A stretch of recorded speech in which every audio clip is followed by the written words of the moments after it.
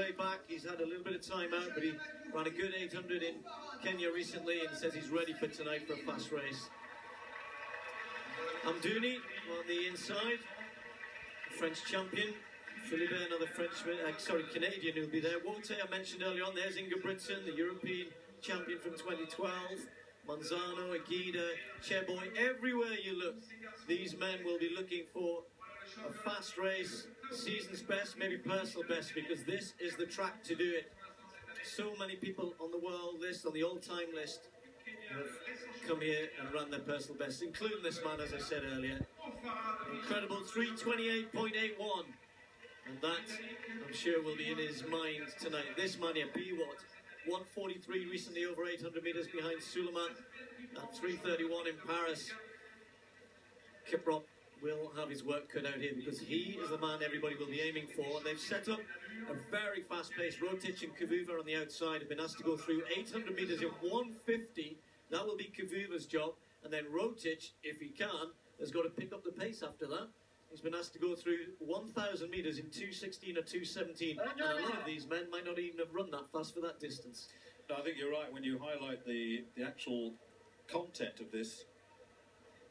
As the 1500 gets underway, you've got the Olympic champion, you've got the silver medalist, bronze medalist, the world champion, European champion, and twice Olympic champion in various events in the form of Mo Farah. As you say, it's an absolute debrette, isn't it?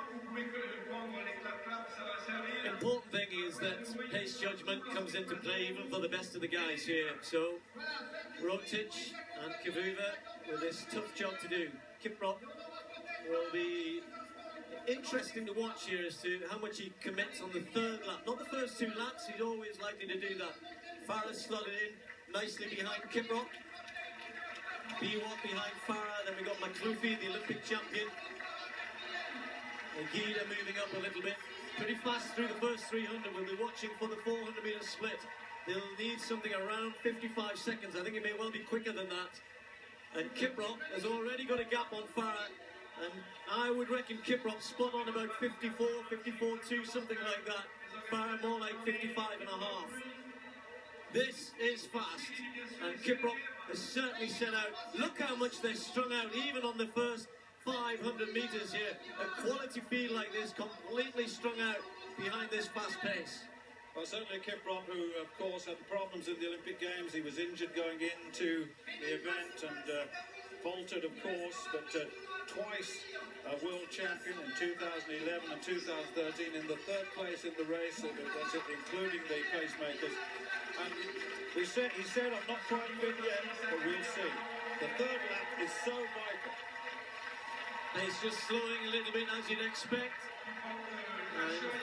Kavuva will be expected to try and pick this up because that gap is still there between Kiprop and Farah, but Kiprop won't want to be left too exposed. 150, spot on for the pacemakers, but you can see there a 56.6 lap, and that's the point. Once you drop your rhythm and drop your pace, the pack will come back to you. It's hard to pick it up again.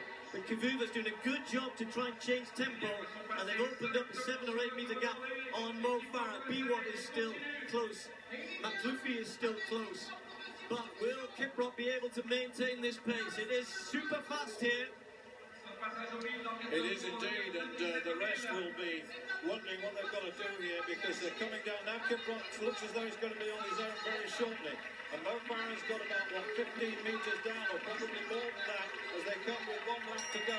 2:31, just under 2:32, very quick.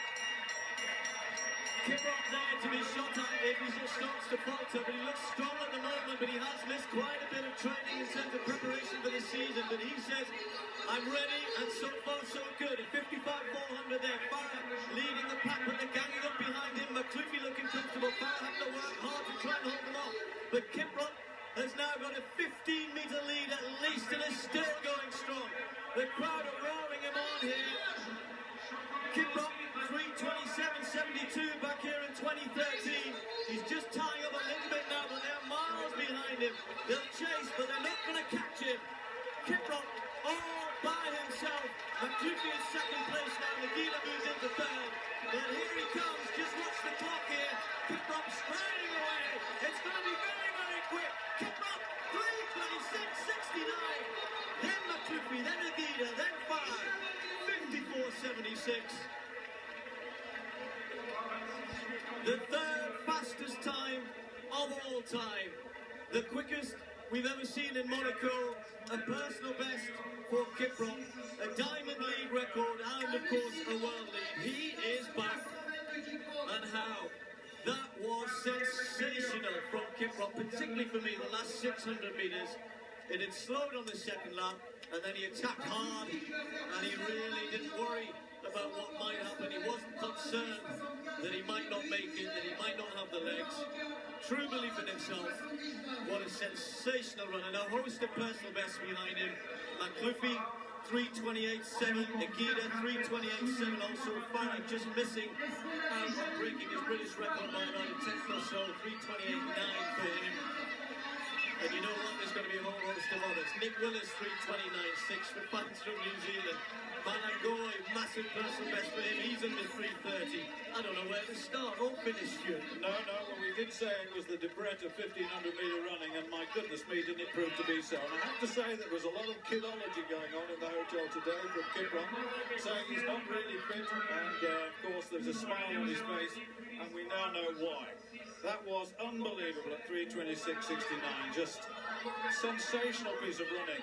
And once the pacemaker went, that was it. But Mo Farah, remember, 3:28. I mean, he's back in fourth place with 3:28.93. That is unbelievable. McLuffy, of course, Olympic champion, 3:28.75, a personal best for him, and been under 3:30 before. But that was a big win. In some ways, a repetition of what happened in Monaco just 2 years ago. But the margin was bigger and the time was faster.